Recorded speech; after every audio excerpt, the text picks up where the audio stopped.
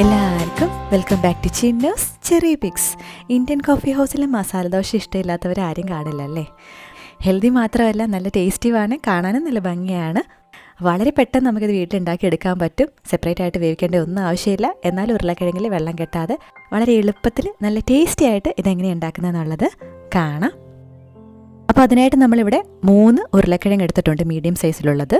നല്ല വലുതാണെന്നുണ്ടെങ്കിൽ 2 എടുത്താലും മതിയാകും. മീഡിയം സൈസിലുള്ള ഒരു ബീട്രൂട്ടും 1 ക്യാരറ്റും എടുത്തിട്ടുണ്ട്. ഉരുളക്കിഴങ്ങ് നല്ലപോലെ തേച്ച് കഴുകി വൃത്തിയാക്കി കൊണ്ടുവന്നിട്ടുണ്ട്. പക്ഷേ അരിയേണ്ടതും പീൽ ചെയ്യേണ്ടതൊന്നും ആവശ്യമില്ല.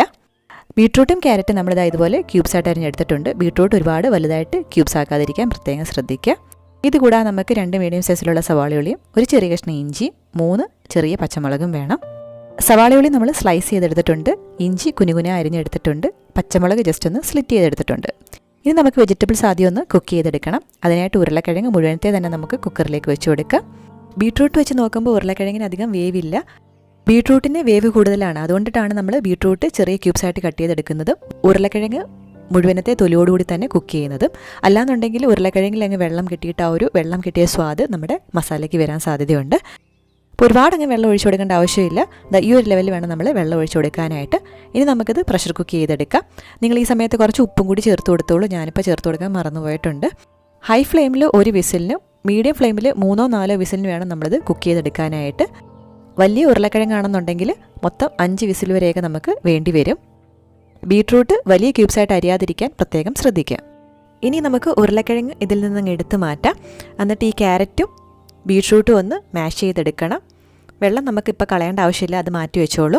ഒരു ഫോർക്ക് വെച്ചിട്ടോ ഒരു മാഷർ വെച്ചിട്ടോ നമുക്കിതൊന്ന് മാഷ് ചെയ്തെടുക്കാവുന്നതാണ്. നല്ലപോലെ നമ്മൾ മാഷ് ചെയ്തതിന് ശേഷം നമുക്ക് ഉരുളക്കിഴങ്ങിൻ്റെ തൊലി ഒന്ന് കളഞ്ഞെടുക്കാം. ഒരുപാട് അങ്ങ് തണുക്കുന്നതിന് മുന്നേ തന്നെ ഇതൊക്കെ ചെയ്യുകയാണെന്നുണ്ടെങ്കിൽ പെട്ടെന്ന് മാഷായി കിട്ടും. ഉരുളക്കിഴങ്ങ് ഉടയ്ക്കുമ്പം ഒരുപാട് അങ്ങ് മാഷ് ചെയ്യേണ്ട ആവശ്യമില്ല. ചെറിയ ചെറിയ കഷ്ണങ്ങൾ കടിക്കാൻ കിട്ടുന്ന രീതിയിൽ വേണം നമ്മളിത് ഉടച്ചെടുക്കാനായിട്ട്. അപ്പോൾ വെജിറ്റബിൾ വേവിച്ച് മാഷ് ചെയ്തെടുത്തു കഴിഞ്ഞാൽ ബാക്കിയെല്ലാം വളരെ എളുപ്പമാണ്. അതിനായിട്ട് നമുക്കൊരു പാത്രത്തിലേക്ക് എണ്ണ ഒഴിച്ചു കൊടുക്കാം. എണ്ണ ചൂടാകുമ്പോൾ ഇതിലേക്ക് നമുക്ക് 1 ടീസ്പൂൺ ഉഴുന്നും 1/2 ടീസ്പൂൺ കുനുകുനാന്നരിഞ്ഞ ഇഞ്ചിയും സ്ലിറ്റ് ചെയ്ത പച്ചമുളകും കറിവേപ്പിലയും ചേർത്ത് കൊടുക്കാം. ഇനി നമുക്കിതിലേക്ക് സ്ലൈസ് ചെയ്ത് വെച്ചിരിക്കുന്ന ഉള്ളി ചേർത്ത് കൊടുക്കാം. ഉപ്പും ചേർത്ത് ലോ ഫ്ലെയിമിൽ നമുക്കിതൊന്ന് വഴറ്റിയെടുക്കാം. കളറൊന്നും മാറേണ്ട ആവശ്യമില്ല. സവാളയൊക്കെ ഒന്ന് വാടി വരുന്നിടം വരെ മാത്രം നമ്മളിതൊന്ന് വഴറ്റിയെടുത്താൽ മതിയാകും. കളറൊന്നും ചേഞ്ച് ചെയ്യേണ്ട ആവശ്യമില്ല. അപ്പോൾ ഇതൊന്ന് നേർത്ത് സോഫ്റ്റ് ആയതിനു ശേഷം നമുക്ക് ഫ്ലെയിം ഏറ്റവും കുറച്ച് വെച്ചിട്ട് പൊടികൾ ചേർത്ത് കൊടുക്കാം. 1/2 ടീസ്പൂൺ മഞ്ഞൾപ്പൊടിയും 1/2 ടീസ്പൂൺ കശ്മീരി ചില്ലി പൗഡറുമാണ് നമ്മൾ ചേർത്ത് കൊടുക്കുന്നത്. 10-20 സെക്കൻഡ് ലോ ഫ്ലെയിമിലൊന്ന് ഇളക്കിയതിന് ശേഷം നമുക്കിതിലേക്ക് മാഷ് ചെയ്ത് വെച്ചിരിക്കുന്ന ഉരുളക്കിഴങ്ങ് ചേർത്ത് കൊടുക്കാം. ഉരുളക്കിഴങ്ങ് ഒന്ന് ഇളക്കി കൊടുക്കുക. വെള്ളമയം ഉണ്ടെങ്കിൽ ഒന്ന് പോയി കിട്ടാൻ വേണ്ടിയിട്ടാണ്. അതിനുശേഷം നമുക്ക് മാഷ് ചെയ്ത് വെച്ചിരിക്കുന്ന ബീട്രൂട്ടും ക്യാരറ്റും ചേർത്ത് കൊടുത്ത് നല്ലപോലെ ഒന്ന് മിക്സ് ചെയ്തെടുക്കാം. ഈ സമയത്ത് ഞാൻ ഉപ്പ് നോക്കിയിട്ട് ആവശ്യത്തിന് ഉപ്പ് ചേർത്ത് കൊടുത്തിട്ടുണ്ട്. നിങ്ങൾ ഉപ്പ് ചേർത്തിട്ടാണ് വേവിക്കുന്നതെന്നുണ്ടെങ്കിൽ അധികം ഉപ്പ് വേണ്ടി വരില്ല. 2 മിനിറ്റ് ഒന്ന് ഇളക്കിയതിന് ശേഷം നമുക്കിതിലേക്ക് കുക്ക് ചെയ്തപ്പോൾ ബാക്കി വന്ന വെള്ളം ചേർത്ത് കൊടുക്കാം.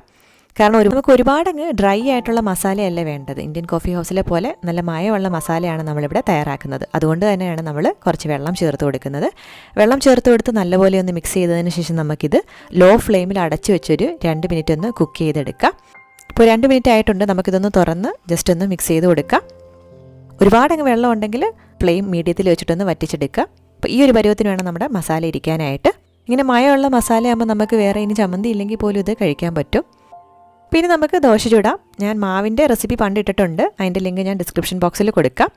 കല്ല് ഒരുപാട് അങ്ങ് ചൂടാവാതിരിക്കാനായിട്ട് പ്രത്യേകം ശ്രദ്ധിക്കുക. അങ്ങനെ ചൂടായി പോകുകയാണെന്നുണ്ടെങ്കിൽ കുറച്ച് വെള്ളം തളിച്ച് കൊടുക്കുക. ലോ ഫ്ലെയിമിൽ വെച്ച് വളരെ പെട്ടെന്ന് വേണം നമ്മളിത് പരത്തിയെടുക്കാനായിട്ട്. കുറച്ച് നെയ്യൊന്ന് മുകളിൽ തൂവി കൊടുക്കുക. അപ്പോഴാണ് ആ ഒരു കറക്റ്റ് ടേസ്റ്റൊക്കെ കിട്ടുന്നത്. നടുവിലായിട്ട് ഇതുപോലെ നിങ്ങൾക്ക് ഇഷ്ടമുള്ള ക്വാണ്ടിറ്റിയിൽ മസാല വെച്ച് കൊടുക്കുക. 2 സൈഡിൽ നിന്ന് നമുക്കിതൊന്ന് ഇങ്ങനെ മടക്കി കൊടുക്കാം. നമ്മൾ നോൺ സ്റ്റിക്കിലായാലും ഇരുമ്പിൻ്റെ ദോശക്കല്ലിലാണെങ്കിലും ദോശ നൈസായിട്ട് കിട്ടാൻ വേണ്ടിയിട്ട് ലോ ഫ്ലെയിമിൽ വെച്ചിട്ട് വേണം നമ്മൾ മാവ് ഒഴിച്ച് പരത്തിയെടുക്കാനായിട്ട്. പെട്ടെന്ന് പരത്തിയെടുക്കാൻ നോക്കുക. മാവ് ഒഴിച്ച് പരത്തിയതിന് ശേഷം നമുക്ക് ഒരു മീഡിയം ഹൈ ഫ്ലെയിമിൽ വെച്ച് നമുക്കിത് ചുട്ടെടുക്കാവുന്നതാണ്. അല്ലെങ്കിൽ ക്രിസ്പി ആയിട്ട് കിട്ടുന്നതിന് പകരം നമുക്കൊരുമാതിരി ഇങ്ങനെ കട്ടിയായിട്ടായിരിക്കും ദോശ കിട്ടുന്നത്. അപ്പോൾ നമ്മുടെ വീഡിയോ എല്ലാവർക്കും ഇഷ്ടമായെന്ന് വിചാരിക്കുന്നു. ഇഷ്ടമായിട്ടുണ്ടെങ്കിൽ സബ്സ്ക്രൈബ് ചെയ്യാനായിട്ട് മടിക്കരുത്. കമൻറ്റ് ചെയ്ത് നിങ്ങളുടെ ഫീഡ്ബാക്കൊക്കെ അറിയിക്കുക. പുതിയ റെസിപ്പി വീഡിയോ അല്ലെങ്കിൽ വ്ളോഗായിട്ട് നമുക്ക് വീണ്ടും കാണാം. അതുവരേക്കും ബൈ.